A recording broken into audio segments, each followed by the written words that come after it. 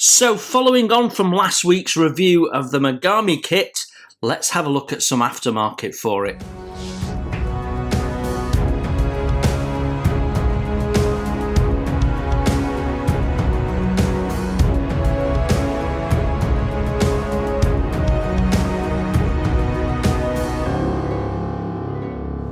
Hello and welcome to Model Kit Stuff. Yes, we're looking at a product today, and the product is photo etch set. This is from KA Models, also known as Mark 1, all the same company, and it's the Mogami 1941 detail up parts for Tamiya. So this slots nicely onto the review that we did, the first impressions, last Wednesday. So if you missed that, go and catch the first impressions first, and some of what I say in here might make a little bit more sense maybe. So this is the complete set. It doesn't come with wood deck, it's just photo etch. Its part number is MS35033, and like I say, it's from KA Models, and what you get is this reopening bag, which can be handy depending on how you tend to work.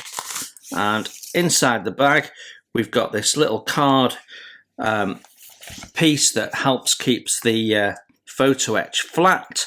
We've got 1, 2, 3 frets of photo etch and one A4 double-sided instruction. It's not a book, it's not a page, it's almost not really instructions, but let's have a look at them first, shall we? So our instruction sheet starts on this side with a little key at the top, and it says plastic kit part numbers, photo etch part numbers, opposed number. So that's what these symbols are. And then we've got in the key remove, optional parts, make 2, repeat for the opposite side, and we've got that in several languages, which is great. And then we've got a series of sub-assemblies being built up, some of which you wouldn't want to do as they're suggesting here. So this very first one, sub-assembly A, that is a radio antenna tripod that's on top of a main gun emplacement, and you don't want to install that before you install the photo etch plate onto the main gun. So that's where it goes, but don't treat it as a sub-assembly. Then we've got boarding ladders, we've got what looks like some form of radio loop. We've got the 2 gangways, which if you remember in the review, I pointed out were big and thick and chunky and had plastic ladders. So we're replacing all of that, which is really, really nice. That looks lovely. It's got the correct perforated deck and good looking ladders with handrails and railings to go on.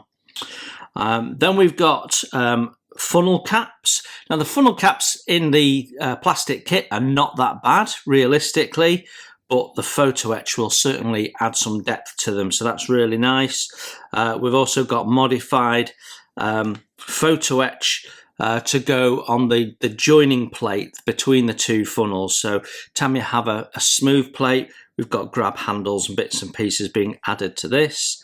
Then we've got photo etch crane, which replaces the one where you've got photo etch sandwiching plastic. I'm not sure that it's well, I suppose what it's doing is it's bringing that perforated piece of photo etch into it. So rather than a flat piece of plastic, you're going to see some detail, which is nice. And then we can see the rigging and the cranes going on, the block and tackle going on. So that should look nice. Then we've got a catapult, and it may be that that's an improvement on the Tamiya photo etch, which tends to be a little bit simplified in the main. We've got track there to replace the plastic moulded on track for pushing the aircraft about between the turntables. You can see all that red there. And then we have trolleys. which certainly look more complex than the Tamiya ones. And rather than being mounted onto a plastic part, we've actually got the little trolley with the wheels on in photo etch as well. Quite a lot of stuff going on to build that, but it certainly looks the part if you can pull it off. Then we've got another antenna mast on top of a turret. Again, don't do it as a sub-assembly. Not quite sure what those are, but they were building those up. That's one part that you fold by the looks of it. And then we've got lifebuoy cages that we make a couple of. So that's all the sub-assemblies, and then we start going. Next step actually is to do some removal. So parts there that need to be cut off. So plastic ladders, some bits off the ship's boats, more plastic ladders, and the crane part. I always say don't do that up front. Wait till you get to it. Form your photo etch first and be confident that you're going to be able to use the photo etch before you start butchering your kits. Okay, then we've got actual parts going on, and the way they do it is very similar to Pontos. They show you some pictures and they point out the part numbers. So we've got A50, A1, A50. So A50 the platform, A1 the railing that goes around it, and also in shot is C14. Now you might find that you'll see C14 in a couple of different places, but it's you just have to check the picture closely. Quite often it's just they've highlighted everything that's in that shot, and they might have done it 2 or 3 times, but it's the same part. So you do have to watch out. We can see that we've got all sorts of bits for the main guns, including resurfacing them. So again, I always say photo etch is an option, so you can have a look at that and decide if that's relevant to you or not. I mean, I didn't think there was much wrong with the kit guns, to be honest. We've got little parts that are embellishments on the davits and some complete replacement davits. And railings and bits and pieces going on. Lots and lots of railings around the control and command tower, and replacement ladders. So all those thick plastic ladders that I didn't like, we're getting rid of, which is really nice.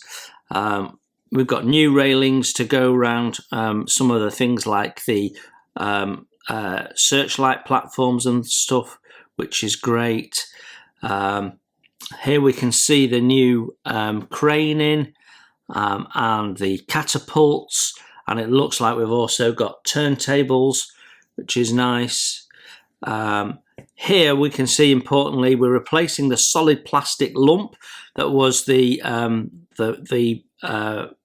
legs that make up the platform.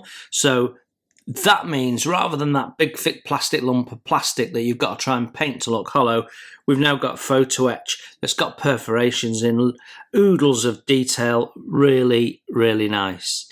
Then we've got a close-up of the funnel with the funnel top, and if you can pull that off, it's going to look really cool. You've got the louvre down in the hole there, and then you've got the mesh cover, which is really nice, and we can see all the various grab rails and bits and pieces on there. We've got some replacement chocks for the ship's boats. The little side loading davits for near the torpedoes are being replaced on the hull. So that's moulded on detail that you're taking off and replacing. So that's fantastic. Then we've got more showing you what's going on the guns. These might be the rear ones now, which includes railings. We've got hose reels for the deck, which is nice because some of them are a bit chunky in the kit, and they're plastic, so they've not got they're just blanked edges. So that's a nice upgrade. Right, that looks to be something to do with the paravane, I would think, or the test cannon or something, not quite sure. Then we've got, really nice to see, we've got the degaussing cable that's not included in the kit, so that's corrected, and then they're showing you how to put the outside railings on. So basically all the things that I said were omitted from the kit and brought the kit down a notch or two, we can now replace. So let's have a look at the photo etch. So as I say, we've got 3 frets here going on, and it's typical MK1 etch. It's nicely done. The relief etching is really, really good. They don't put any of that horrid film on, which people like Trumpeter put on because they want to stop any surface scratches. But actually what they do is more damage than good, because they leave all that nasty film all over it, and you end up cleaning it and what have you. What I can see is lots of really nice fine rivet detail on all of these parts for the guns. You're going to have to anneal all of that to get that to form shape. I can see there's grooves in the back to help you fold it, so that's interesting. You have to take a view as to whether you think that's an improvement or not. Then we've got the smokestack louvers there, all the handrails to go around the smokestacks, and they look like, I'm not quite sure what those are. I was going to say they look like yardarms, and they do, but I don't think they are. Oh, I know what they are. They're the track for the aircraft. Yeah, that's what all of those are. Okay, that'll be interesting putting that on. Then we've got some of the towers, the platforms, and they all look super cool. Then we've got the crane block and tackle. Again, some parts you've got to fold over, look super cool. The smokestack cap is going to have to be formed, so that can be a little bit of a challenge, so you have to do each one at a time and try and get them all right. Then we've got our turntables, which have lovely texturing on, and our life rings are folded over to improve the thickness, which is great, and then we can see the cages for them. So and then our perforated walkways. So that is all really, really nice. We'll take some photographs at the end so you can have a close-up look. Our next fret of parts, which I don't think I've opened this bag, so just bear with me a sec.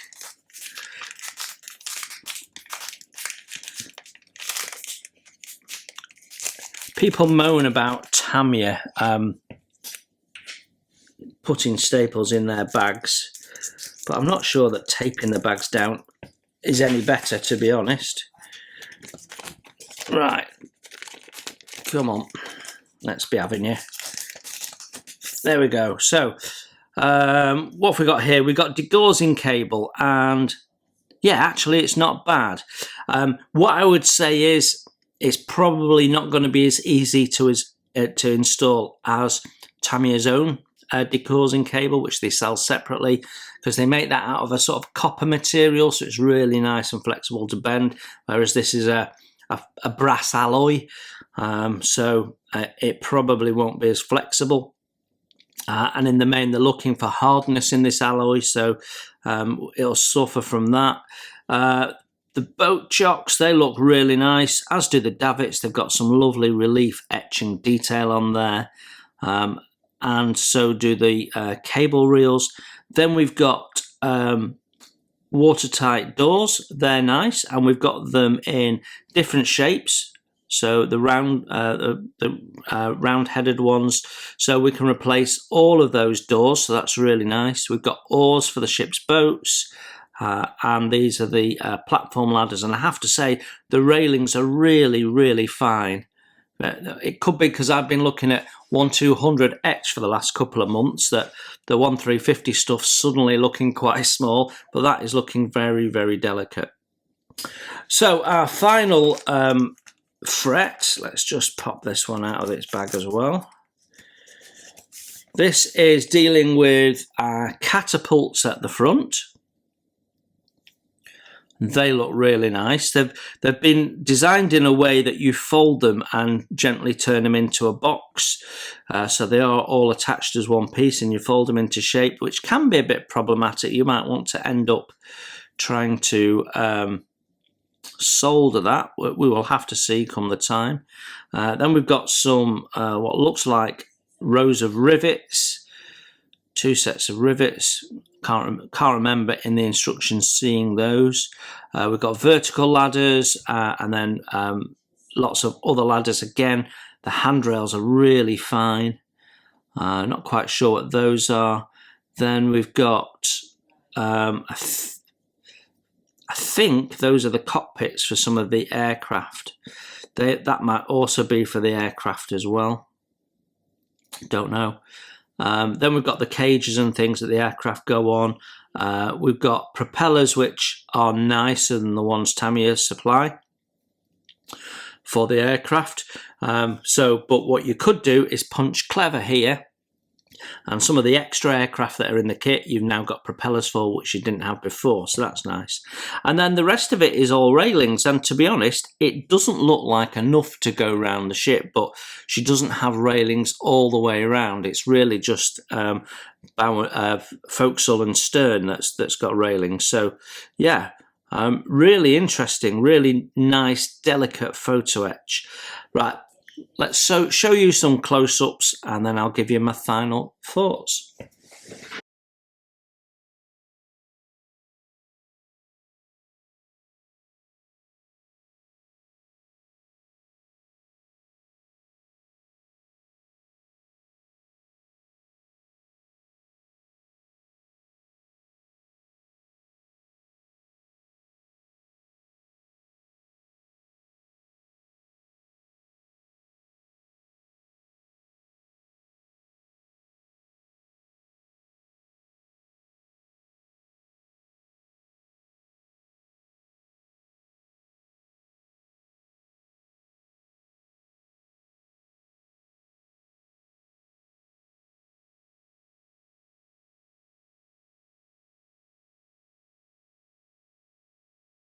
So there you go, the Mogami 1941 detail up parts. This is for the heavy cruiser version, not the aircraft carrying version, her later in life version. I think it's a lovely set that covers off all the bits that we identified when we did the first impressions review were missing or needed improving. And then it goes a little bit further. So there's some stuff in there that I perhaps wouldn't consider putting on, not because of the complexity of doing them, but because I don't think there's necessarily a need to replace all of this.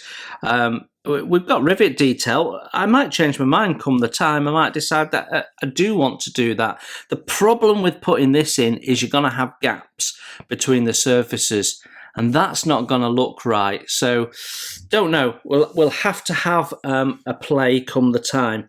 Anyway, it's a very nice set, and if you've never used photo etch, don't be afraid of it. I always say it's an option. You can use the bits that you can do, and the smaller bits like the track for the aircraft, you can ignore them. You know, it's all options, but there's some stuff here that will really enhance that Tamiya kit, because there's some big chunky lumps of plastic on there, not just the ladders but some of the platform stands and bits and pieces that if you can swap them out with a photo etch, you're going to make a huge difference to it. So I think it's a really nice set. Now in the UK this retails for around about £65, which is roughly half the cost of the original kit again. So it's not for everyone, and you have to ask yourself, at 65 quid, is it value for money? Do I want to spend it on the photo etch, or do I want to spend it on another kit? Or, you know, it depends on your budget and how you want to spend it. Like I say, it's a lovely upgrade set, but it's not for everyone. And you can build a perfectly nice kit straight from the box, but this will just add the wow factor. So there you have it. I think it's a nice set. I'm glad that I've got one. I hope that was useful and informative. Thanks for looking in. You enjoy your modelling, and I'll see you very soon. Bye for now.